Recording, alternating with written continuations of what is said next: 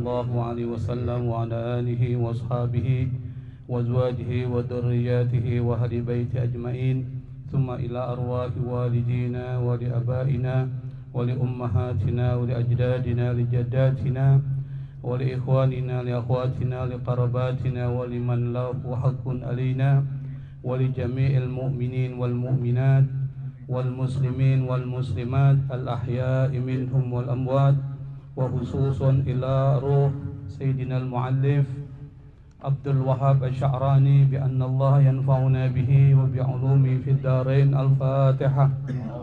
أعوذ بالله من الشيطان الرجيم. بسم الله الرحمن الرحيم. الحمد لله رب العالمين الرحمن الرحيم مالك يوم الدين إياك نعبد وإياك نستعين اهدنا الصراط المستقيم صراط الذين أنعمت عليهم غير المغضوب عليهم ولا الضالين آمين. بسم الله الرحمن الرحيم. الحمد لله رب العالمين. اللهم صل وسلم على سيدنا محمد وعلى آله وصحبه أجمعين. Amma ba'd. Kita setiap akhir bulan pertemuan pengajian rutin malam Selasa itu kita tempatkan di masing-masing jamaah berdasarkan keinginan jamaah. Lalu kemudian kita menambahkan satu kitab yang kitab ini mungkin jarang digunakan dalam pengajian-pengajian di wilayah Kemanggisan, tetapi kitab ini adalah kitab penting untuk kita pelajari dan kitab ini adalah mukhtasar. Jadi sebelum masuk pada pembahasan perlu kita ta'rif li hadzal kitab, memperkenalkan kitab ini. Kitab ini adalah mukhtasar. Kata mukhtasar itu artinya ringkasan. Ringkasan dari satu kitab namanya Tazkiratul Mauta wa Ahwalil Akhirah. Jadi kitab aslinya itu adalah tentang peringatan masalah kematian dan keadaan-keadaan akhirat. Yang di dalam masyarakat kita jarang ini dikaji. Coba kita cek di Kemanggisan atau di tempat-tempat lain jarang orang mengkaji persoalan akhirat. Padahal salah satu rukun iman itu adalah mempercayai hari akhirat. Maka kita harus paham hal-hal yang bersifat gaib, yu'minuna bil gaib, yaitu tentang persoalan kematian dan hal yang terkait alam barzakh, kemudian kematian yang baik, kematian yang buruk, ruh, itu dibahas oleh kitab Tazkiratul Mauta wa Ahwalil Akhirah yang ditulis oleh Imam Al-Qurtubi. Ini muktasornya ya. Siapa Imam Al-Qurtubi? Imam Al-Qurtubi ini adalah seorang imam. Dia seorang sufi, juga seorang mufassir, penafsir Al-Quran.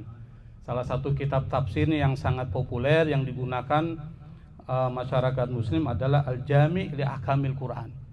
Kitab yang menafsirkan tentang ayat-ayat hukum. Dan Al-Qurtubi ini adalah mazhabnya Maliki. Dia bukan Syafi'i tapi mazhabnya adalah Maliki. Di dalam salah satu tarjamah beliau, biografi beliau disebutkan kana min ibadillahi salihin. Beliau ini termasuk hamba Allah yang soleh. Wal ulama'i al-arifin, ulama yang ahli ma'rifat. Kalau orang ahli ma'rifat itu dia sudah kenal tentang sifat-sifat Allah yang kita pelajari dalam An-Nasa'iyatiniyah. Dia tingkatannya sudah ma'rifat. Yang kedua, al-wara'iyyin az-zahidin fid dunya. Dia orang yang wara'. Orang yang zuhud terhadap dunia. Zuhud itu bukan berarti anti dunia, bukan. Tapi dunia tidak masuk ke dalam hatinya. Orang zuhud itu boleh kaya, tapi jangan sampai kekayaannya itu membuat dia jauh dari Allah Subhanahu wa ta'ala. Artinya apa? Dia mau jatuh miskin, dia mau tidak, biasa aja itu orang zuhud. Karena harta tidak masuk ke dalam dunianya atau dalam hatinya. Wal masghulina bima yu'inuhum min umuril akhirah. Dan dia termasuk orang yang selalu sibuk dengan sesuatu yang membuat dia mampu melaksanakan hal-hal yang berkaitan dengan akhirat. Dan beliau kerjaannya itu tidak seperti kita taklim. Dia kerjanya cuma dua, ibadah wa tasnif. Dia ibadah sama Allah dan menulis. Kalau kita kan ada ta'lim ya, dia menulis dan kemudian cuma ibadah saja dua. Beda dengan ulama-ulama lain itu ta'lim, tasnif, wa ibadah. Kalau dia cuma tasnif, wa ibadah, menulis dan beribadah kepada Allah, maka karyanya banyak. Salah satu karyanya adalah Tazkiratul Mauta wa Ahwalil Akhirah. Kita nggak baca kitabnya itu. Nggak nyari rezeki enggak? Kalau nyari rezeki itu kan urusan dia kan, tapi kerjaannya cuma itu aja. Dia tetap mungkin nyari rezeki, cuma ketika disimpulkan cuma dua saja yang dia lakukan, ibadah kepada Allah, hari-harinya penuh dengan zikir dan seterusnya, dan dia menulis. Nah, salah satu kitabnya itu tafsir Al-Jami' li Ahkamil Quran. Nah, karena kitab ini tebal, lalu diikhtisar oleh Syekh Abdul Wahab Asy-Sya'rani, seorang alim, ulama besar, seorang ahli fikih, seorang ahli hadis, lahir di Mesir, mazhabnya Syafi'i. Dan dia dalam tarekatnya itu adalah Syazili. Jadi dia Syazili. Siapa tuh Syazili? Salah satunya adalah yang menulis kitab Al-Hikam. Jadi Al-Hikam Ibnu Athaillah As-Sakandari itu ditulis oleh seorang ulama yang madhab dalam tarekatnya adalah Syazili. Nah, termasuk Abdul Wahab Sya'rani ini di kalangan para ulama sufi dia disebut dengan kutub Rabbani. Jadi dalam sufi itu ada istilahnya Gausul Ibad, Gaus. Ada yang disebut dengan kutub. Maksudnya apa itu? Gaus dengan kutub itu sama. Kutub itu artinya dia seorang wali yang sudah masuk kepada tingkatan dan tugasnya itu adalah yasrahul kaun. Dia menjelaskan tentang persoalan alam ini. Maka disebut dengan kutub. Tingkatnya tinggi. Dan di dunia ini 40 kutub saja. Nanti kalau satu meninggal, muncul lagi satu. Meninggal, muncul satu. Jadi ada 40 arba'ina kutban. Nah, salah satu yang masuk kategori kutub itu adalah Al-Habib Abdullah bin Alwi Al-Haddad yang menulis kitab An-Nasaihud Diniyah. Jadi nanti kalau kita belajar tentang tasawuf itu ada istilah-istilah itu. Al-Habib Abdullah disebut dengan Qutbul Rishad wa Gausul Ibad wal Bilad. Itu gelar yang diberikan para ahli sufi kepada Habib Abdullah. Nah, Abdul Wahab Sya'rani yang meringkas kitab ini, yang menulis kitab ini, itu gelarnya adalah Kutub Rabbani, sama dengan Syekh Abdul Qadir Al-Jailani. Kedudukannya sama. Seorang orang yang kerjaannya itu dulunya menulis, jadi dia belajar ilmu sampai kemudian beliau dibilang sama gurunya, sudah kitab-kitabmu kau jual, hasil penjualnya kau berikan kepada orang-orang fakir miskin, jangan kau bergantung sama kitab. Karena dia bergantung sekali sama kitab. Dan cintanya sama kitab. Akhirnya disuruh jual itu. Karena apa? Dalam hatinya ada kitab terus. Suruh jual. Nah, setelah itu dia bingung gimana caranya. Akhirnya disuruh oleh gurunya, dia berzikir dan seterusnya. Akhirnya kemudian Allah kasih kepadanya ilmu laduni. Jadi dia bisa menjelaskan tanpa perlu mempelajari, karena memang tingkatannya sudah tingkatan yang tinggi. Maka dia masuk kategori Kutubul Rabbani. Nah, kita akan bahas kitab ini tetapi tidak berurutan ya, karena berurutan nanti sampai hari kiamat belum selesai. Karena terlalu banyak ini, apalagi 1 bulan sekali. Tapi kita membahas adalah per tema. Kita nggak membahas pendahuluannya, mukaddimahnya, tapi kita langsung masuk kepada pembahasan bab yang pertama. Jadi kitab ini sekali lagi hanya bicara tentang persoalan kematian, bicara tentang persoalan husnul khatimah, su'ul khatimah, tentang ruh, alam barzakh, keadaan hari akhirat dan sebagainya itu dibahas dalam kitab ini. Nah, pembahasan yang pertama adalah, ada yang mau baca kitab ini? Ada yang mau baca? Bang Haji Alwi mau baca? Hampir ini hurufnya. Nih, kecil ya? Iya, makanya saya fotokopi satu ini. Ini katanya ada Ustaz Abdul Basit, mana ya? Belum hadir. Kalau gitu saya baca, yang ingin mempelajari kosakatanya sambil disimak dengan baik. Nanti kita coba artikan, lalu kita memberikan penjelasan. Nanti tinggal kita simpulkan istinbat al-ahkam dari perkataan Sya'rani ini. Babu ma jaa fin nahyi an tamannil muslimi al-mauta wad du'a bihi li musibatin tanzilu fil mali wal jasadi au fil ahli wal waladi. Nah, dari beberapa kalimat ini ada beberapa kosakata yang bisa kita dapat nanti. Bab, kalau bab ini kan biasanya kita artikan pintu ya. Tapi di sini artinya bukan pintu. Bab itu artinya pembahasan. Jadi bab jamaknya abwab. Itu artinya pembahasan. Kalau di dalam kitab namanya pembahasan. Hah? Enggak, di sini enggak, karena maknya ini sudah mudhafun ilaih. Iya, mudhafun ilaih. Babu ma jaa fin nahyi. Ma ini artinya apa? Tetapi namanya ma al-mausuliyah kalau kita belajar nahunya ya. Babu ma jaa fin nahyi. Jaa itu artinya datang. Tapi nanti diartikan bukan datang di sini ketika kita mengartikan. Fin nahyi, an-nahyi ini artinya larangan. An, kalau nahyi itu temannya an. Jadi kalau al-amru temannya bi. Itu nggak bisa dipisahin tuh, al-amru bil ma'ruf wan nahyu anil munkar. Nggak boleh wan nahyu bil munkar, nggak boleh. Wan nahyu anil munkar. Itu temannya tuh.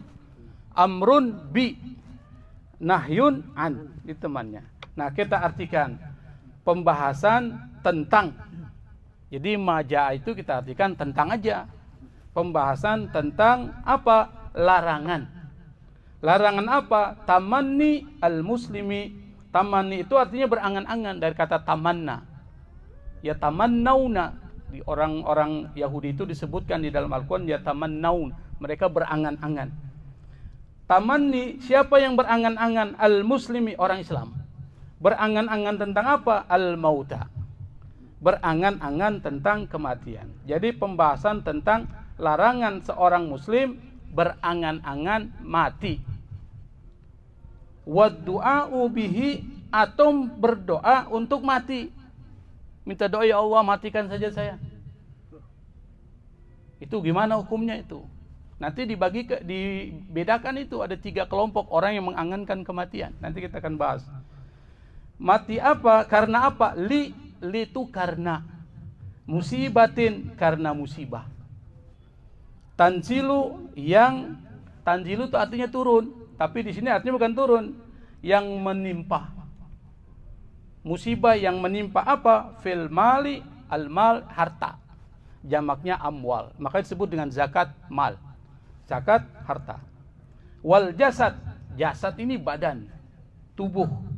Au fil ahli wal walad, atau yang menimpa al ahli keluarga, wal walad anak. Nah, jadi yang kita akan bahas pada pembahasan pertama di dalam kitab Mukhtasar Tazkiratul Qurtubi ini adalah pembahasan larangan seorang muslim itu berangan-angan mati atau berdoa tentang kematian dirinya karena tidak sanggup lagi menerima musibah yang diberikan oleh Allah, baik terkait dengan hartanya atau dia jatuh miskin. Akhirnya bunuh diri tuh. Atau dia berangan-angan, dia matikan saja saya lah. Seperti angan-angannya Siti Maryam, ya laitani mittu qabla hadza. Ya Allah, lebih bagus saya mati aja lah. Karena banyak sekali gangguan yang diberikan Yahudi terhadap Siti Maryam. Kira-kira boleh nggak? Nanti dilihat. Dilihat nanti. Kalau dibilang nggak boleh, Siti Maryam itu kan tingkatnya sudah wali. Tingkatnya Nabi Yusuf pernah minta dimatikan oleh Allah. Tapi nanti alasannya apa? Nanti kita akan bahas. Nah, kita teruskan. Rawa itu meriwayatkan. Siapa yang meriwayatkan? Namanya fa'il. Jadi kalau ditanya siapa yang meriwayatkan? Fa'il. Kalau belajar nahu. Yang meriwayatkan adalah Imam Muslim. Imam Muslim ini di dalam persoalan hadis adalah seorang imam kolektor hadis. seorang imam kolektor hadis yang hadis-hadisnya itu diterima oleh masyarakat muslim. Namanya hadisnya hadis sahih. Jadi kalau imam muslim yang meriwayatkan, hadisnya adalah hadis sahih, gitu aja kesimpulannya. Bagaimana imam muslim dianggap hadisnya itu adalah hadis sahih? Itu ceritanya panjang, saya nggak ceritakan di sini. Nanti sekilas kita akan jelaskan. An Anasin, Imam Muslim meriwayatkan dari Anas. Siapa Anas? Anas ini adalah sahabat Nabi yang ketiga paling banyak meriwayatkan hadis. Jadi yang paling banyak meriwayatkan hadis dari sahabat Nabi yang masuk kelompok yang ketiga ini Anas bin Malik. Yang pertama siapa? Abu Hurairah. Yang pertama Abu Hurairah. Sampai hadisnya diriwayatkan dari Nabi sampai 5.000-an hadis lebih. Lebih dari 5.000 hadis. Yang kedua Abdullah ibnu Umar, sahabat Nabi, anaknya Umar bin Khattab. Yang ketiga baru Anas bin Malik. Yang keempat Siti Aisyah.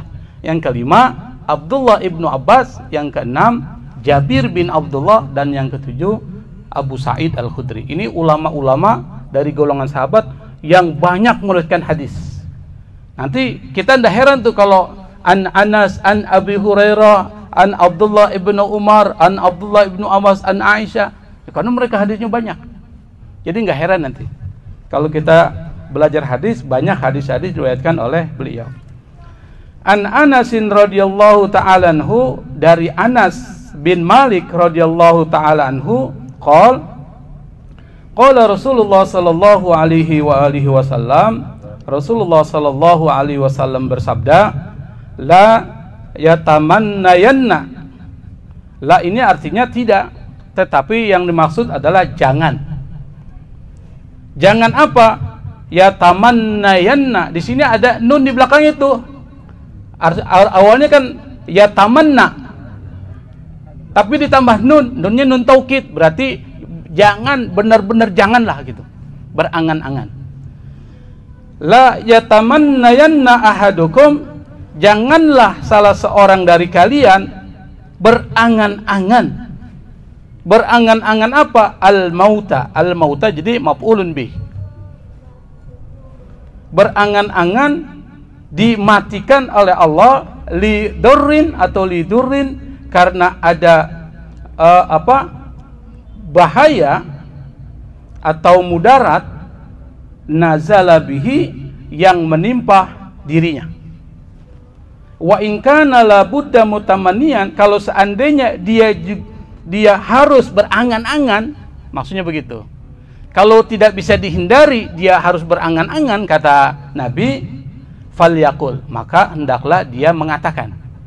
Apa yang dikatakan doanya adalah Allahumma ahyini, ya Allah hidupkan aku, maka natil hayatu khairan li, jika kehidupan ini lebih baik buat saya.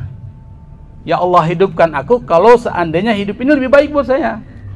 Wa tawaffani, dan matikan aku, maka natil wafatu khairan li, jika kematian itu lebih baik buat saya. Jadi dari hadis ini bisa kita simpulkan bahwa berangan-angan tentang persoalan kematian itu adalah haram. Karena di sini ada larangan. Kalau seandainya dia tidak bisa menghindar dari angan-angan tersebut, maka kata Nabi, alternatifnya adalah, solusinya dia berdoa sama Allah. Ya Allah hidupkan aku kalau kehidupan ini lebih baik buat saya, dan matikan aku kalau kematian itu lebih baik buat saya.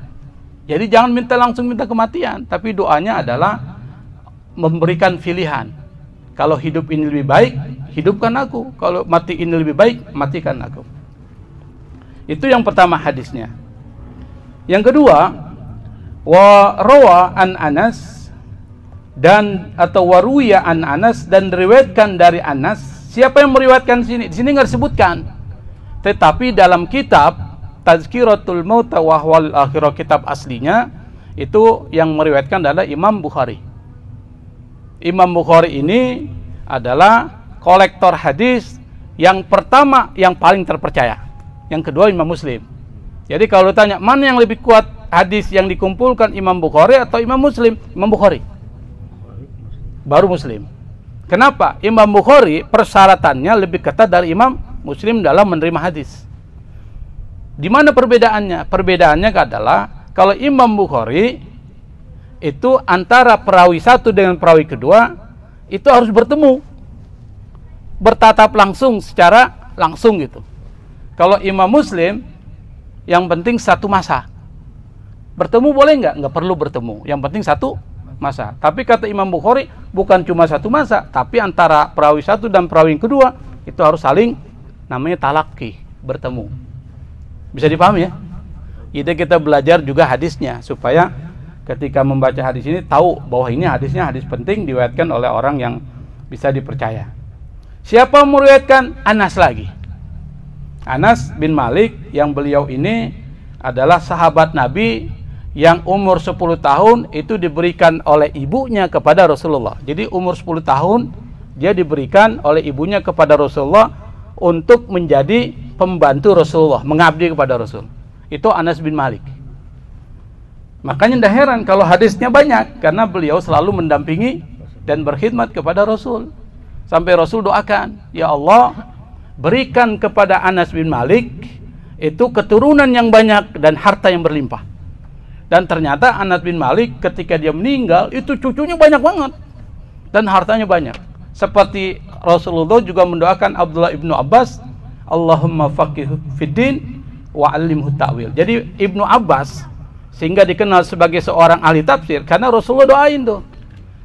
Apa doanya? Ya Allah, berikanlah pemahaman kepada Abdullah ibnu Abbas dan ajarkan dia ilmu tafsir, ilmu ta'wil. Makanya beliau termasuk mufassir dari golongan sahabat yang sangat terkenal dan ada kitabnya.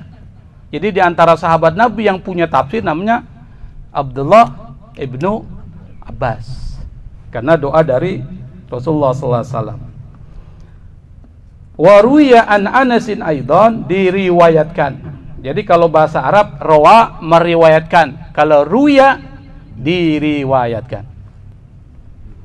An Anasin, dari Anas bin Malik juga aidan, itu artinya juga qol, beliau berkata qala Rasulullah sallallahu alaihi wasallam, Rasulullah bersabda, la yatamannayanna ahadukum al-mauta, janganlah salah seorang dari kalian berangan-angan kematian. Imma muhsinan, apakah dalam keadaan dia orang yang baik, fala'al, maksudnya begini, kalau dia orang baik berangan-angan kematian jangan. Nabi mengatakan fala'allahu, boleh jadi, la'alla itu artinya boleh jadi. Boleh jadi ayyazdada khairan, orang itu akan bertambah kebaikannya. Au imma musian, kalau seandainya orang yang berangan-angan itu adalah orang yang banyak kejahatannya, jangan juga. Kata Nabi, fala'allahu, boleh jadi ayyasta'tiba, boleh jadi orang itu akan yasta'tiba. Dijelaskan apa sih makna dari yasta'tib, disebutkan di dalam kitab ini, ay yatubu wa yatruku dzunuba wa yatlubu ridallahi anhu qabla mautihi. Maksudnya apa? Boleh jadi kalau orang itu banyak perbuatan jahatnya, kalau dia tidak minta kematian, boleh jadi dia akan bertobat. Yatubu taubatan, bertobat. Wa yatruku, meninggalkan ad-dunuba, dosa. Wa yatlubu, dan mengharapkan ridallahi anhu, ridhonya Allah subhanahu wa ta'ala qabla mauti, sebelum orang itu meninggal. Jadi hadis pertama itu melarang salah seorang dari umat Islam berangan-angan minta kematian, diberikan solusi. Itu hadis pertama. Hadis kedua, melarang mengangan-angankan kematian. Karena alasannya apa? Kalau seandainya orang yang mengangan-angankan itu orang baik, boleh jadi dia akan bertambah kebaikannya dan itu akan bermanfaat buat dia. Kalau seandainya dia buruk, boleh jadi dia akan taubat dan itu akan bermanfaat buat orang itu. Bisa dipahami ya? Nah, kemudian dijelaskan lagi. Qalal ulama'u radhiyallahu anhum qad ja'alallahu al-mauta min a'dhamil masaib. Berkata para ulama, Wa qad ja'alallahu al-mauta, Allah Subhanahu wa taala menjadikan kematian ini min a'dhamil masaib, termasuk musibah yang paling besar. Jadi kata al-maut itu dimasukkan oleh Allah sebagai musibah. Jadi musibah yang paling besar itu adalah kematian. Jadi musibah itu artinya apa? Musibah itu bisa baik, bisa buruk. Bisa baik, bisa buruk. Segala sesuatu yang menimpa seseorang namanya musibah. Misalnya dia mendapatkan harta yang banyak, itu musibah nggak tuh? Musibah itu. Kalau bisa bawanya. Kalau dia bisa bawa. Makanya Nabi mengatakan orang beriman itu semuanya bisa menjadi baik. Kalau dia mendapatkan musibah, dia bersabar, itu kebaikan.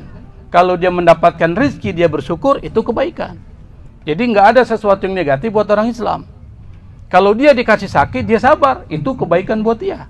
Dikasih rezeki yang berlimpah, dia bersyukur, itu kebaikan buat dia. Jadi nggak ada bahasanya negatif, itu umat Islam. Tetapi semua yang diberikan, yang menimpa kita namanya musibah. Dan musibah yang paling besar kata Allah itu adalah al-maut. Di mana disebutkan waqad sammahu Allahu taala musibatan, Allah Subhanahu wa taala menamai kematian itu dengan musibah fi qaulihi, dalam firman Allah taala, fa asabatkum musibatul maut, maka menimpa kalian musibah kematian. Dan al-maut itu dalam bahasa Arab artinya banyak. Jadi terputus antara ruh dan jasad, namanya al-maut.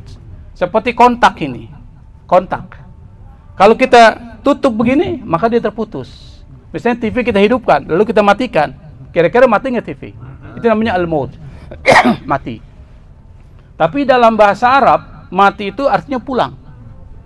Pulang. Makanya di dalam Al-Quran disebutkan kalau ada orang meninggal, apa yang kita bilang? Inna lillahi wa inna ilaihi rajiun.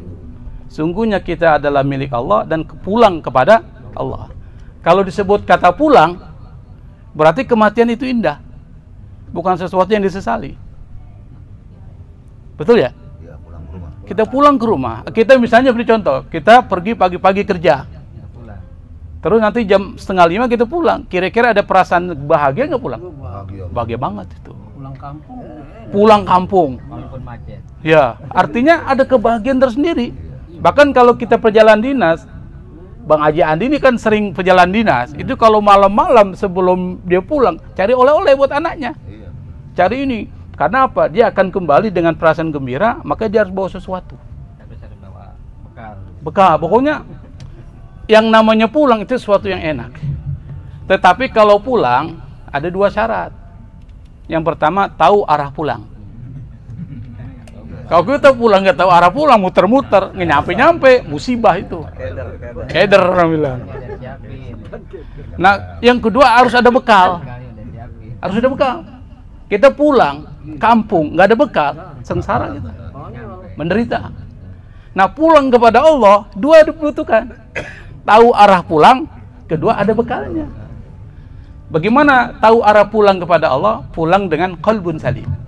Nah, kemarin saya khutbah itu bicara tentang qalbun salim. Yauma la yanfa'u malun wala banun illa man atallaha biqalbin salim. Di akhirat tidak bermanfaat harta dan anak yang kita banggakan, tapi adalah man atallaha biqalbin salim. Orang yang pulang kepada Allah biqalbin salim, hatinya bersih. Nah, ini orang yang benar-benar sampai. Maka salah satu syarat pulang itu ada hati bersih, baru sampai ke Allah. Seperti contohnya misalnya, saya berikan contoh untuk memudahkan pemahaman kita. Ini piring, gelas setelah pesta itu kan kotor tuh. Kira-kira gelas dan piring kotor, kita taruh saja langsung ke rak piring, apa dicuci dulu nggak? Cuci dulu. Karena yang di rak piring yang bersih-bersih. Supaya dia sama kedudukannya, maka harus dibersihkan. Kita juga gitu nanti. Kalau kita ingin masuk ke dalam surga Allah, kalau masih kotor, dibersihkan dulu tuh. Digebogin dulu. Di mana? Di neraka dulu. Direndam. Pokoknya kotor-kotor dihilangkan. Kenapa? Karena belum pantas masuk ke surga yang bersih.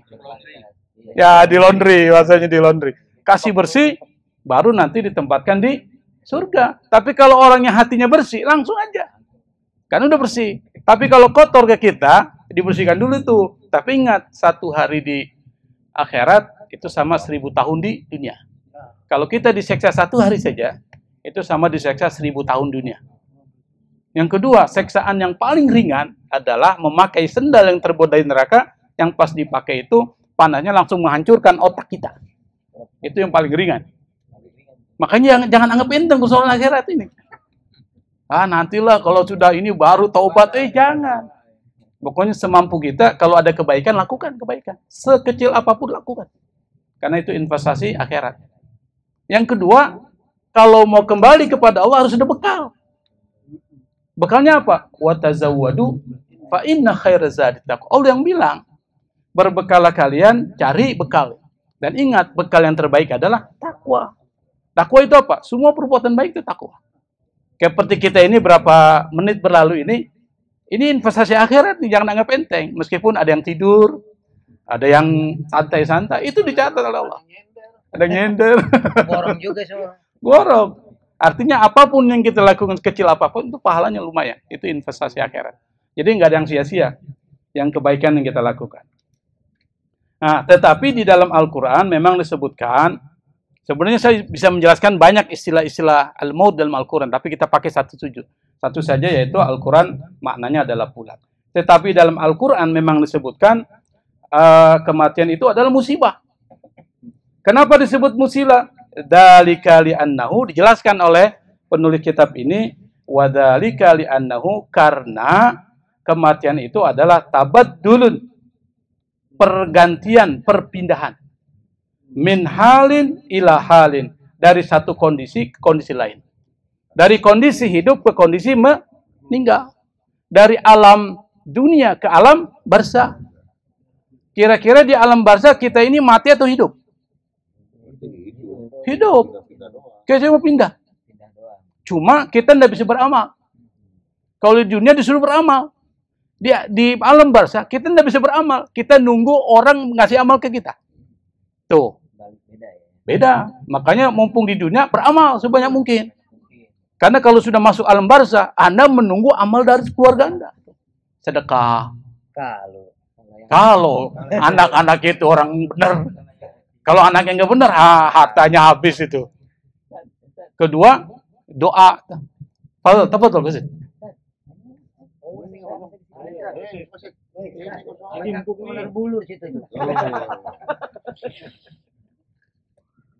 Makanya alam barzakh itu adalah alam tersendiri. Dia bukan alam kematian. Kita cuma pindah satu kondisi ke kondisi lain saja. Cuma sayangnya alam barzakh, kita itu berada dalam posisi menunggu kiriman. Bagi orang yang amalnya, perbuatannya jahat, disiksa di situ. Sampai hari kebangkitan. Ayo bayangkan, misalnya beri contoh, makanya setiap kita tahlil, itu setiap hari orang-orang beriman, itu dapat kiriman pahala secara umum. Kira-kira orang yang hari ini tahlil ada nggak di malam ini? Ada. Nanti bergeser 1 jam di tempat lain tahlil sampai setiap hari itu ada orang tahlil. Ila arwahi siapa? Al-mu'minin wal mu'minat wal muslimin wal muslimat. Itu dapat kiriman itu. Dan kita nanti kalau meninggal itu setiap hari dapat kiriman, tapi paketnya paket umum. Berebutan itu. Kecuali disebut khususon ila roh. Paket khusus. Jadi nggak berebutan. Jadi kita rebutan itu. Sampai di dalam kitab Irsadul Ibad ila sabili rasyad itu ada cerita. Dan dengar kitab Irsadul Ibad ya. Itu ada cerita seorang ulama bermimpi. Ini dituliskan oleh Syekh Zainuddin Al-Malibari. Dia menceritakan ada seorang ulama bermimpi. Dalam mimpinya itu dilihat ada banyak orang bangkit dari kuburannya. Ini mimpinya ulama bukan seperti kita. Mimpi ulama itu adalah rub'un nubuwah, 1/4 dari kenabian. Dia bisa benar, bisa merupakan satu petunjuk dan petanda. Kalau mimpi kita ya mimpi bunga tidur. Kalau dia mimpi ada hikmahnya. Nah, pada saat ketika dia mimpi, banyak orang bangkit dari kuburan tuh. Tiba-tiba mereka berebutan. Ada satu orang enggak. Satu orang diam aja, dia nggak berebutan. Didekatilah orang tua itu, dia tanya, "Pak, yang mereka rebutkan itu apa?" Mereka sedang berebutan bacaan-bacaan tasbih, tahlil, tahmid, dan qiraatul Quran yang dikirimkan orang yang masih hidup kepada orang-orang beriman, laki-laki dan perempuan. Kok bapak nggak ikutan sama dia? Saya sudah cukup, setiap hari saya dapat kiriman. Anak saya setiap hari baca Quran. Setiap baca Quran, setelah selesai dia kirimkan bacaan itu pahalanya kepada saya setiap hari. Jadi saya nggak butuh lagi tuh. Tuh, ini cerita ini. Lalu bapak itu menceritakan ciri dari anaknya kepada seorang ulama yang bermimpi. Pagi harinya dicari, ternyata ketemu. Memang dia adalah pedagang kain, sambil berdagang menunggu pembeli, dia membaca Quran. Nah ini bagus nih, jadi kalau kita dagang, baca Quran. Nanti kalau ada pembeli, ya kita tutup, layani, selesai, baca Quran lagi. Luar biasa itu. Setelah dia baca Quran, dia kirimkan. Kan biasanya kalau kita baca tahlil kan, Allahumma Rabbana taqabbal wa awsil thawaba ma qara'nahu minal Qur'anil azim. Ya Allah, terima dan sampaikan pahala yang kami baca. Jadi bagi ahlu sunnah wal jamaah mengirimkan pahala itu sampai. Al-Quran, bacaan Quran dikirimkan kepada yang sudah meninggal. Ternyata apa yang dikatakan bapak yang dia temui dalam mimpinya kejadian. Beberapa saat kemudian dia mimpi lagi mimpi yang sama, tapi bapak itu sama dengan yang lain berebutan. Paginya dilihat, dicari orang itu di pasar, sudah meninggal. Sudah tidak ada lagi yang mengirimkan pahala. Jadi orang yang sudah meninggal dunia nggak bisa beramal. Dia hanya menunggu kiriman. Maka kita perlu punya generasi-generasi yang setiap hari mengirimkan kita.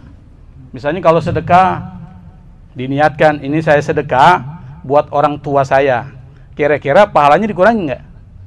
Enggak. Yang bersedekah dapat pahala 100%, yang dikirimkan dapat 100%, ditambah lagi buat orang beriman dari laki-laki dan perempuan. Sama 100%. Enggak dikurangi itu. La yunqasu min ujurihi syai'un. Tidak dikurangi sedikit pun dari pahalanya. Maka kalau kita mau bersedekah celengan itu di masjid, 20.000 misalnya, niatkan buat orang tua saya, buat orang-orang beriman. Mereka dapat.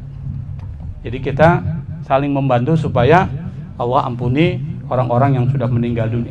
Jadi terputus.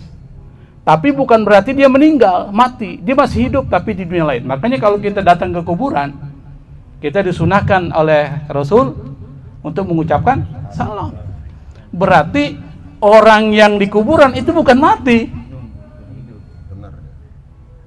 Karena dia dengar. Cuma untungnya Allah nggak buat kita mendengar jawab salam dia. Bayangkan kalau seandainya Allah kasih dengar. Oh, terbirit-birit kita. Assalamualaikum ya ahlal kubur. Dijawab, waalaikumsalam. Kabur nggak kita? Kabur. Alhamdulillah kita nggak dengar. Nggak jadi. Maka pemahaman kita harus diubah itu. Bahwa orang yang sudah meninggal bukan mati. Dia cuma tabaddulun min halin ila hal, hanya pindah dari satu keadaan yang lain. Wantiqalun, pindah. Intiqal itu pindah. Maka ada takbir intiqal. Takbir intiqal itu pindah. Takbir perpindahan. Itu intiqal artinya pindah. Min darin, dari satu rumah, Darussalam, Darur Rahman. Itu artinya rumah.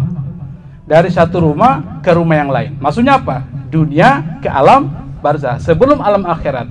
Wa huwa al-musibatul usma. Itulah musibah yang terbesar. Wa rizyatul kubra, dan fitnah atau bencana yang besar. Lalu kata penulis kitab ini disebutkan wa a'dhamu minhu, dan yang paling besar dari kematian itu bukan kematian itu. Apa? Al-ghaflatu anhu, lalai terhadap kematian. Merasa dirinya nggak akan mati. Dia merasa hidup selamanya. Itu musibah terbesar. Jadi kalau ada orang yang merasa dirinya nggak pernah ingat kematian, itu musibah terbesar.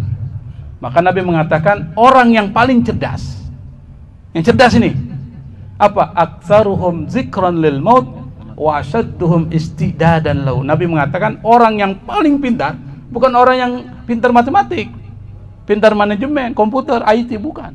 Tapi orang yang selalu ingat mati dan mempersiapkan diri menyambut kematian. Itu orang pintar tuh. Nah, nanti saudara kitab ini kita diajarkan tuh. Kita harus hati-hati, jangan sampai lalai dari kematian yang setiap saat itu akan mendatangi kita. Enggak pandang umur. Jadi kematian enggak pakai tolak ukur. Apa bahasanya? Tidak pandang bulu. Enggak pilih kasih. Mau umur berapa aja. Yang tadi meninggal umurnya berapa? 32 ya? Imam Saputra. Saya pikir Imam Samudra tadi. Imam Saputra. 31 atau 32? 31. Kadang-kadang kakeknya segar, cucunya meninggal. Iya. Emaknya masih ada. Emaknya masih ada. Artinya memang kita tidak tahu, itu misteri. Jadi salah satu ciri dari kematian itu misteri. La ya'rifu ahadun illallah. Tidak ada satupun yang tahu kecuali Allah. Maka kita suruh mempersiapkan untuk menyambut kematian. Salah satunya bentuk persiapan kita ini nih, investasi akhirat. Kira-kira udah berapa menit itu kita duduk ini? 30 menit. 40 menit. 40 menit investasi akhirat kita itu. Daripada kita di rumah. Iya, Banyak itu 40 menit, lumayan. Hakim juga dapat pahala ya. Kalau Bang Hakim dapat banyak. Pahala menyediakan, pahala memberi makan, semua banyak dia komplit. Makanya pintar dia. Di rumah aneh katanya. Pintar dia memang. Banyak dong. Menang banyak dia.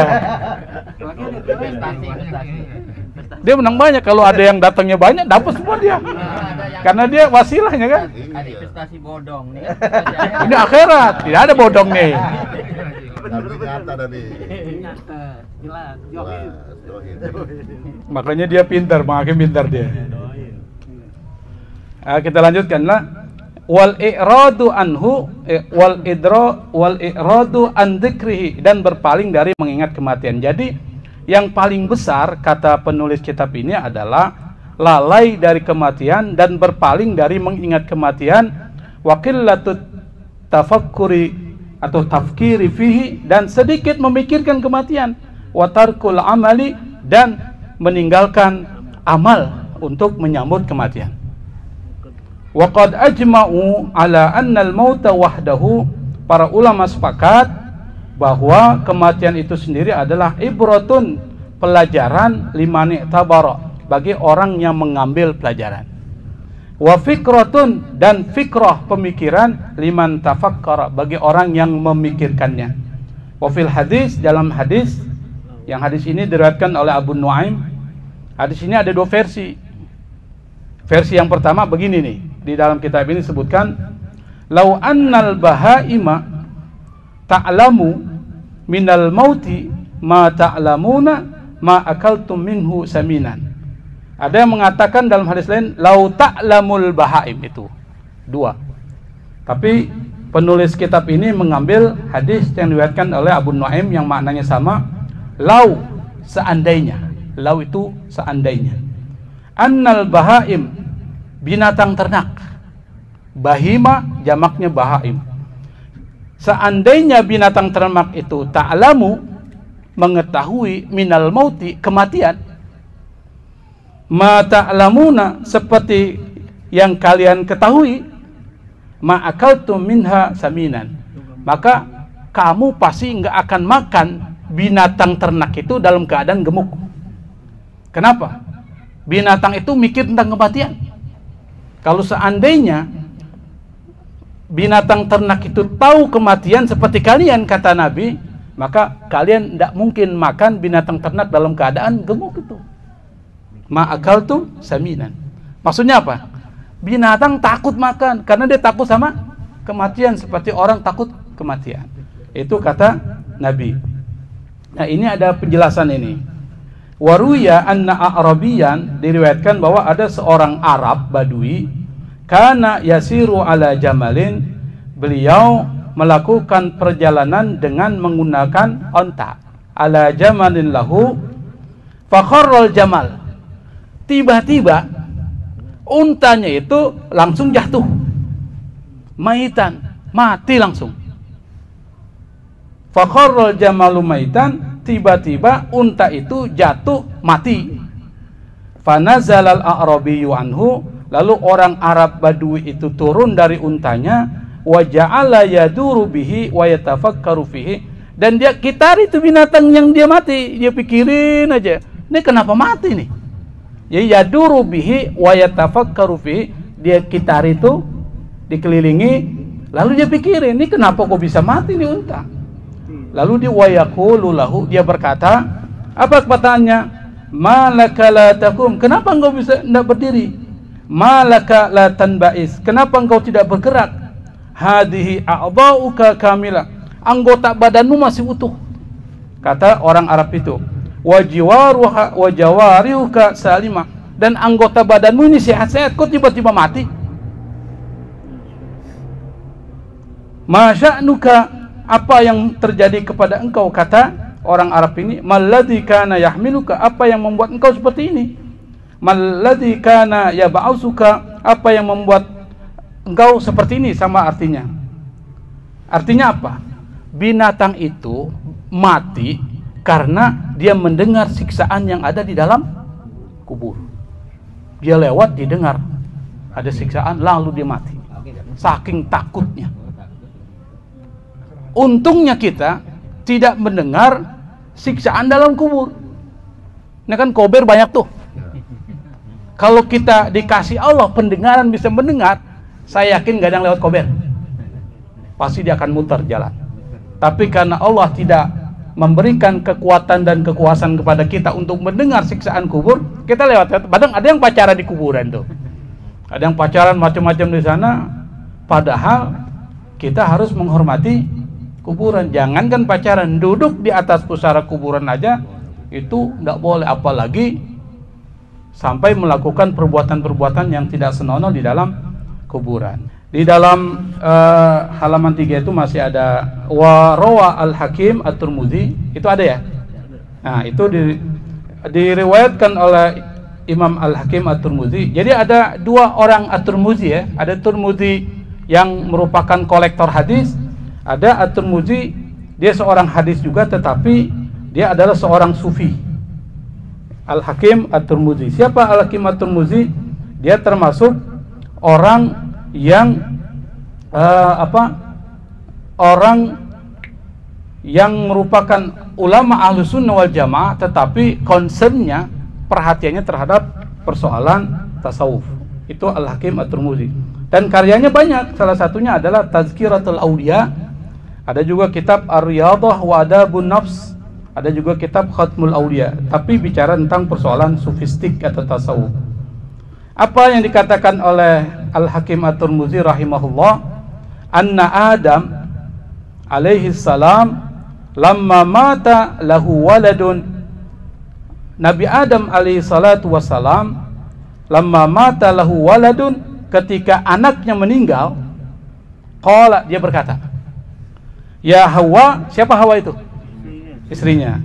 Ya Hawa, wahai Hawa, qad mata ibnuki, anakmu sudah meninggal. Qalat, Siti Hawa lalu berkata, wa mal maut, apa yang dimaksud dengan kematian itu? Kata Siti Hawa. Siti Hawa nggak ngerti itu tentang kematian. Qala, Nabi Adam berkata, yasiru syakhsu la ya'kulu wa la yashrab.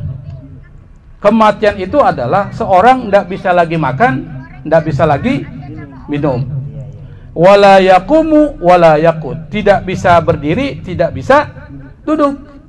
Faronnat, fa maka, ronna itu sama dengan baka yabki. Apa tuh? Baka yabki, bukaan, menangis. Jadi ronna itu menangis, menangis sampai teriak. Itu ronna. Kalau baka, menangis saja. Jadi bedanya ronna dengan baka, itu menangisnya. Kalau ronna itu sambil teriak. Ada nggak orang menangis sambil teriak? Banyak. Biasanya perempuan. Maka disebut dengan faronnat lahu Hawa. Siti Hawa ketika mendengar penjelasan Nabi Adam, yang dimaksud kematian terhadap anaknya adalah tidak bisa makan, tidak bisa minum, tidak bisa berdiri, tidak bisa duduk, lalu kemudian menangis sekeras-kerasnya. Inda dzalik faqala alikir ronnah, Nabi Adam berkata kepada Siti Hawa, "Tidak apa-apa kau menangis. Wa ala banatik." Begitu pula putri-putrimu tidak apa-apa menangis seperti itu.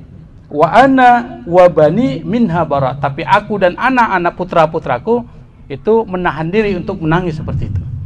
Artinya apa? Laki-laki lebih bisa menahan dari menangis. Yang menangisnya itu dengan menggunakan suara. Coba kita lihat, kalau ada keluarga yang meninggal, laki-laki menangis, ada nggak nangisnya teriak-teriak? Nangis saja. Ibu-ibu, oh, setengah mati. Ciburin kali. Itu sudah dijelaskan oleh Nabi Adam. Waruya anna malakal maut. Nah, diriwayatkan bahwa malaikat maut jaa ila Ibrahim, mendatangi Ibrahim al-Khalil. Al-Khalil itu artinya kekasih Allah. Jadi Ibrahim ini adalah seorang nabi yang dapat gelar Khalilullah. Itu Ibrahim. Yang dapat gelar Kalimullah siapa? Nabi Musa. Orang yang diajak bicara oleh Allah itu Nabi Musa. Gelarnya adalah Kalimullah. Yang mendapat gelar Khalilullah itu Nabi Ibrahim. Kenapa dapat gelar Khalilullah? Nanti saya jelaskan. Sekarang waktunya nggak cukup. Kenapa dia mendapatkan gelar Khalilullah? Ja'a ila Ibrahim al-Khalil alaihi wassalatu wassalam liyaqbida ruhahu. Malaikat maut datang kepada Nabi Ibrahim untuk mengambil ruhnya. Faqala Ibrahim, berkata Ibrahim li malakil maut, kepada malaikat kematian, hal ra'aita khalilan, apakah engkau melihat ada seorang kekasih yaqbidu ruha khalilihi, mengambil dan mencabut ruh kekasihnya. Kata Nabi Ibrahim kepada malaikat maut, apakah pernah engkau melihat ada seorang kekasih mencabut nyawa kekasihnya? Jawabannya apa? Enggak pernah ada.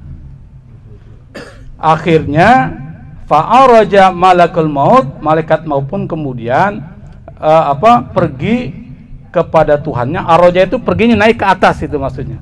Pergi menghadap Allah Subhanahu wa taala. Faqala, lalu berkata, qul lahu, katakan kepada Ibrahim, fahal ra'aita khalilan yakrahu liqa'a khalilihi. Katakan kepada Ibrahim, pernahkah engkau melihat ada seorang kekasih yang tidak suka bertemu dengan kekasihnya? Kata Allah. Menarik kan perkataannya? Kalau Nabi Ibrahim bilang, apakah ada seorang kekasih yang mencabut nyawa kekasihnya? Kata Allah kepada Nabi Ibrahim, apakah ada seorang kasih yang benci bertemu dengan kekasihnya? Langsung senang kan? Kalau kita mengaku sebagai kekasih Allah, maka kita harus ikhlas dan senang bertemu dengan Allah. Nah, di sini dijelaskan faraja ilaihi, lalu kemudian malaikat maut kembali menghadap Nabi Ibrahim. Faqala, lalu dia berkata, faqbid ruhi al-an. Kata Nabi Ibrahim kepada malaikat maut, cabutlah nyawaku sekarang. Wa kana Abu Darda berkata radhiyallahu ta'ala anhu yaqul, ma min mu'minin illa al-mautu khairul lahu. Tidak ada seorang mukmin kecuali kematian itu adalah baik buat orang itu. Faman lam yusaddiquni falyaqra. Barang siapa yang tidak percaya kepada saya dengan perkataan saya tadi, katanya falyaqra, maka bacalah qaulahu ta'ala, firman Allah, wa ma indallahi khairul lil abrar. Dan apa yang di sisi Allah itu baik buat orang-orang yang melakukan kebaikan. Wa qala Hasan ibnul Aswad, berkata Hasan ibnul Aswad, innama kana al-mautu khairan lil mu'mini li'anna fihi usul al-habibi ila al-habibi wallahu alam. Kata Hasan bin Aswad, dia mengatakan kematian itu adalah satu kebaikan buat orang beriman, karena dalam kematian itu adalah seorang kekasih bertemu dengan kekasihnya. Maka kematian itu bukan sesuatu yang ditangisi. Ini perlu direvisi pemahaman kita. Kita seringkali mengatakan kematian itu adalah sesuatu yang ditangisi. Kematian itu adalah sesuatu yang diselebrasi. Apa selebrasi? Selebrasi itu harus diperingatkan, harus dirayakan. Selebrasi. Kan ada kalau orang tendang bola, selebrasi dia. Itu dirayakan. Jadi kematian bukan ditangisi. Sesuatu yang mengembirakan. Kenapa? Dia bertemu dengan kekasihnya. Tetapi persoalannya, apakah dia kekasih Allah? Itu jadi persoalan. Maka untuk menjadi kekasih Allah adalah amalkan apa yang menjadi perintah Allah, jauhi apa yang menjadi larangan Allah. Dan yang terakhir adalah la yatamannal maut illa salas. Yang mengangankan kematian itu cuma 3 orang. Nanti ada yang dibolehkan, ada yang tidak dibolehkan. Siapa? Rajulun jahilun bima ba'dal maut, orang yang bodoh yang enggak ngerti apa yang terjadi pada saat kematian nanti. Apa? Orang yang putus asa itu. Putus asa bunuh diri. Itu orang bodoh yang enggak ngerti. Setelah kematian itu lebih berat lagi dia. Dia pikir hidupnya selesai. Ada karena banyak hutang dia nggak mampu bayar, malu, dicari terus, akhirnya dia hilangkanlah masalahnya dengan bunuh diri. Padahal bunuh diri setelah itu lebih berat lagi dia dihadapi oleh orang itu. Namanya jahil. Yang kedua, rajulun yafirru min aqdarillahi ta'ala. Seorang yang lari dari takdir Allah. Artinya apa? Ya tadi orang sudah ditentukan takdirnya, dia lari dari takdir Allah. Dan yang ketiga adalah mustaqun muhibbun liliqa'illah. Orang yang rindu dan suka bertemu kepada Allah. Seperti siapa? Seperti Siti Maryam. Seperti permintaan dari Nabi Yusuf.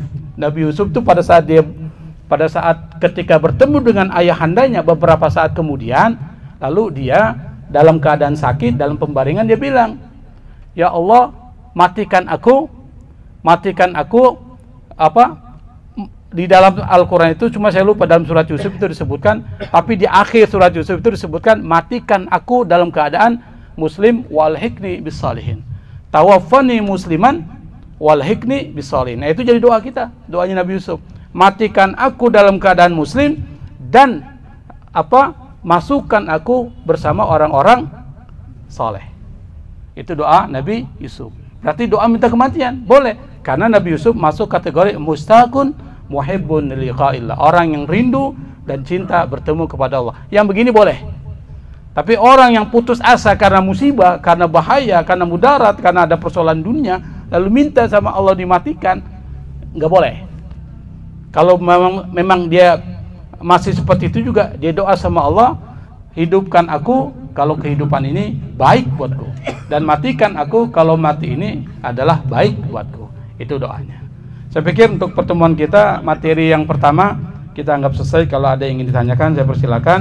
Insya Allah pada pertemuan bulan yang akan datang di akhir bulan, kita akan menjelaskan tentang sesuatu yang dibolehkan bagi seorang muslim mengangankan kematian dan berdoa. Jadi yang pertama dilarang, yang kedua dibolehkan. Kita akan masuk nanti, contohnya adalah tentang Nabi Yusuf alaihi salatu wassalam. Wallahul musta'an, wallahul muwaffiq ila aqwamit thariq. Wassalamualaikum warahmatullahi wabarakatuh.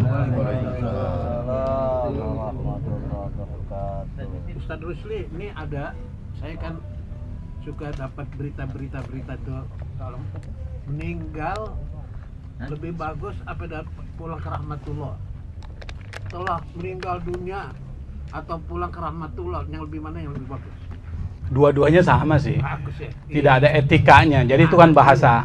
Ya takutnya ntar dia pulang ke rahmat tuh kan tadi, kalau namanya pulang kan lebih bagus. Kalau pakai pulang itu karena dia menggunakan innalillahi wa inna ilaihi rajiun. Kalau meninggal, dia bagusnya kita bilang orang itu mati. Bagus nggak?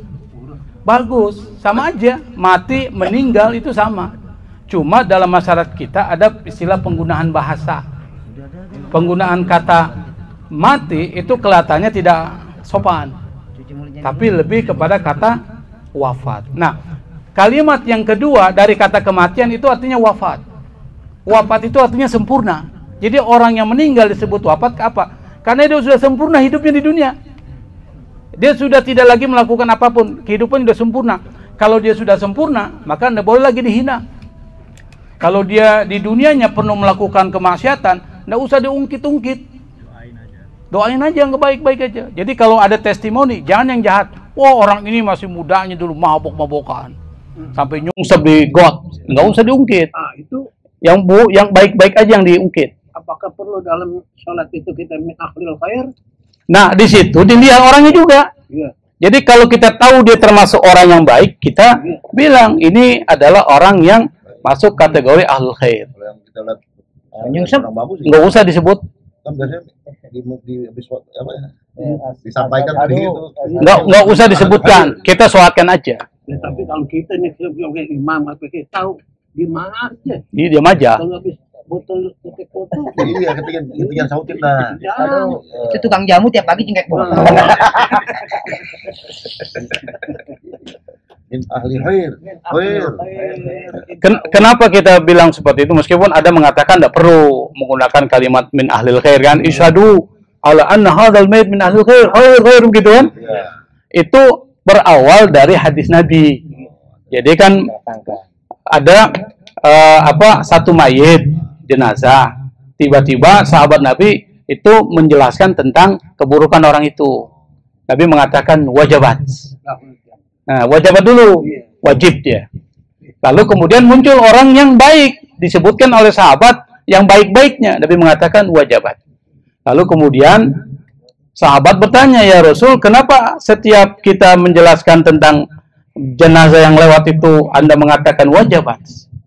Nabi mengatakan, adapun orang yang kau sebutkan kebaikan-kebaikannya, wajabat lahul jannah, maka dia wajib mendapatkan surga. Adapun orang yang kau sebutkan keburukan-keburukannya, dia wajib mendapatkan neraka. Makanya kalau orang udah meninggal, nggak usah disebut keburukannya. Yang baik aja kita sebut. Dia dulu di dalam hidupnya pernah membantu pembangunan masjid. Yang baik-baik aja. Yang buruk nggak usah disebut. Apalagi kalau orang baik, sebutin aja semua. Kenapa? Itu bisa membantu orang tersebut. Maka ketika kita menyolatkan jenazah, kita menggunakan istilah itu kalau kita tahu bahwa orang ini adalah orang baik. Kalau orang ini ahli maksiat, kita bilang isyhadu alla anna hadzal min ahlul khair. Ya ahli maksiat kalau disebut ahlul khair. Enggak usah, diam aja, kita sholatin aja. Enggak usah kita membuat persaksian. Karena persaksian itu menurut ulama juga ada penting juga. Karena kalau orang baik, maka dia akan mendapatkan kebaikannya. Makanya dalam sholat jenazah itu dibuat 4 baris. Jangan satu baris full, tapi 4 baris. Begini. Meskipun tidak full, kasih misalnya ada 40 orang yang datang, kasih 10 belakang. 4 baris. Supaya apa? Supaya memberikan syafaat kepada orang yang sudah meninggal. Jadi begitu tata caranya. Kita kan mau kita full sampai mentok sana, cuma 3 baris. Padahal bagusnya dibuat sampai 4 baris. Ada yang lain mungkin silakan. Selanjutnya ada lagi satu, soal sering saya ngalamin. Ini almarhum kita tahu ada utangnya. Ada utangnya nih. Ya mungkin ada utang, cuman kita paling dalam sholat itu boleh gitu. Kan kalau Rasulullah bilang, ini apakah dia mempunyai utang piutang? Benar. Kalau kita tahu dia ada utangnya, boleh gitu. Itu menginformasikan kepada orang yang mungkin tidak pernah disebutkan ke kita. Kan begini, ada orang utang diam-diam, nggak bilang-bilang, tapi orang itu juga nggak pernah minta-minta. Jadi ada orang yang baik, ada orang yang minta-minta. Nah, orang yang kita tidak tahu dia pernah berhutang dengan orang itu misalnya. Kita sebutkan, kalau seandainya ada hutang piutang, maka silakan berhubungan dengan ahli waris. Maka muncullah dia dengan bukti-bukti hutang piutang. Itu penting tuh, konfirmasi. Kenapa? Karena orang yang meninggal dan hutangnya belum terpenuhi itu tergantung. Tergantung. Nah, lebih bagus selesaikan dulu persoalan itu hutang. Jangan sampai kita meninggal dalam keadaan berhutang. Kalau ada hutang, ahli warisnya harus menyelesaikan. Misalnya warisan. Itu jangan dibagikan dulu. Untuk bayar hutang semua itu dulu. Kalau enggak, aduh, kasihan ini yang sudah meninggal. Jadi selesaikan. Kalau dia tidak punya harta benda, ya berarti harus ahli warisnya yang bekerja sama.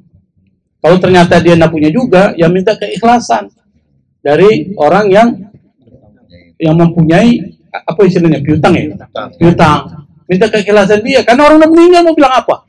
Ahli warisnya nggak punya apa-apa. Tapi di dalam kubur, kalau dia ada utangnya, tanggung jawab ini enggak? Dia tanggung jawab ahli waris. Cuma kalau ahli warisnya tidak mampu bayar utang, minta keikhlasan. Tapi kalau seandainya orang itu saya tidak mau ikhlaskan, saya tetap minta, urusan dia dengan Allah sudah. Karena mau bilang apa?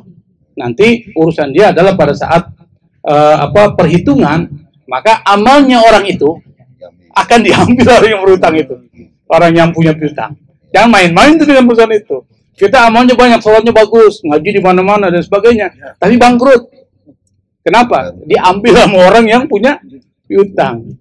Jadi kalau utangnya banyak dah. Hadisnya ini benar apa kagak? Sahibud daini maglulun fi kuburihi. Iya, artinya dia terbelenggu, memang dia bermasalah nanti, sulit. Orang bilang tergantung. Mu'allaq, dia tergantung bainas sama'i wal ardh, antara langit dan bumi. Kan kasihan.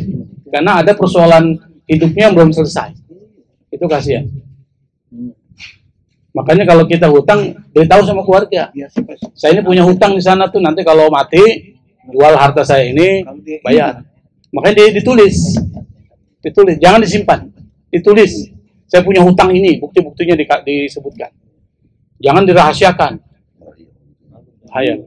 Lebih bagus udah usah punya hutang lah. Iya. Yang punya duit ikhlas, dia dapat pahala besar. Kan di dalam Al-Quran disebutkan bersedekah, wa antasaddaqu khairul lakum. Kau bersedekah itu lebih baik buat kalian. Ya, jadi ada bahasa dalam Al-Quran, kalau seandainya orang berhutang sama engkau, dia belum bisa membayar, itu tangguhkan. Ya, tangguhkan dulu sampai dia punya kemampuan. Jangan diminta terus, tangguhkan. Kalau seandainya dia tidak mampu bayar, dan memang dia tidak mampu bayar karena memang kondisinya begitu, wa antasaddaqu khairul lakum. Bersedekah lebih baik. Artinya pahalanya besar. Jadi Bang Haji meminjamkan orang uang itu pahalanya gede banget. Apalagi kalau dipinjamkan itu, lalu kemudian orang yang tidak mampu bayar, ya sudahlah, ana sedekahin buat ente lah. Lebih besar lagi. Kalau begitu ana mau pinjam duit sekarang aja.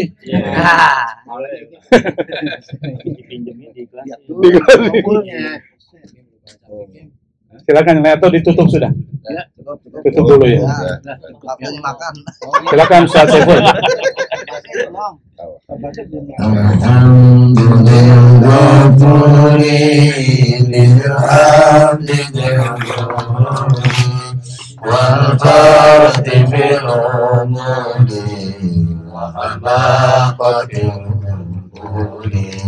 Wassalatu wadawama assalamu tamama alamai imama walihamdiya kitama wa innana asrafna